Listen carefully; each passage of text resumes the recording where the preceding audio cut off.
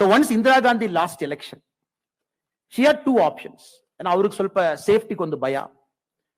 ಎರಡು ಮೂರು ಆಪ್ಷನ್ ಇತ್ತು ಇಂದಿರಾ ಗಾಂಧಿ ಅವ್ರಿಗೆ. One option was to leave the country. So if you look at the records now, the official, ಅವರು close ಇರುವ ಜನ ಬರೆದಿರುವ book, again Neerja Chowdhury's book, if you read it.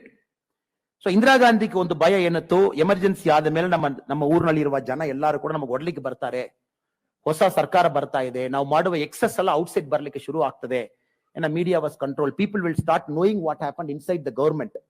So ನಾವು ಕಂಟ್ರಿ ಬಿಟ್ಟು ಹೋಗಿಬಿಡೋಣ. Rajiv Gandhi was sent to Mumbai to book a private flight so that the whole family can fly out of country.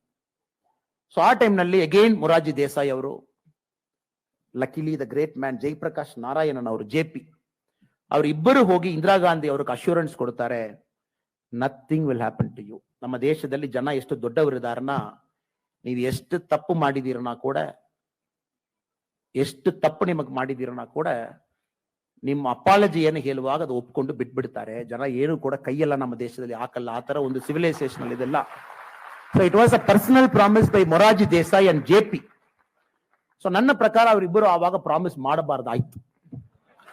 If they have left the country in 1977, ಇವಾಗ ನರೇಂದ್ರ ಮೋದಿಜಿ ಅವರಿಗೂ ಇಷ್ಟು ಕೆಲಸ ಅವ್ರು ಮಾಡಬೇಕಾಗಿನ ಅವಶ್ಯಕತೆ ಇಲ್ಲ. ಪಾವರ್ಟಿ ಇದೆ, ಮನೆ ಇಲ್ಲ, ಬ್ಯಾಂಕ್ ಅಕೌಂಟ್ಸ್ ಇಲ್ಲ. ಕಾಂಗ್ರೆಸ್ ಅವರು ಇಷ್ಟು ಸರ್ಕಾರ ಮಾಡಿ, ಇಷ್ಟು 50-60 years ಗವರ್ನ್ ಮಾಡಿ, ಮೋದಿಜಿ ಅವರ ಶೋಲ್ಡರ್ ನಲ್ಲಿ the administrative responsibility so high to clean up the mess still.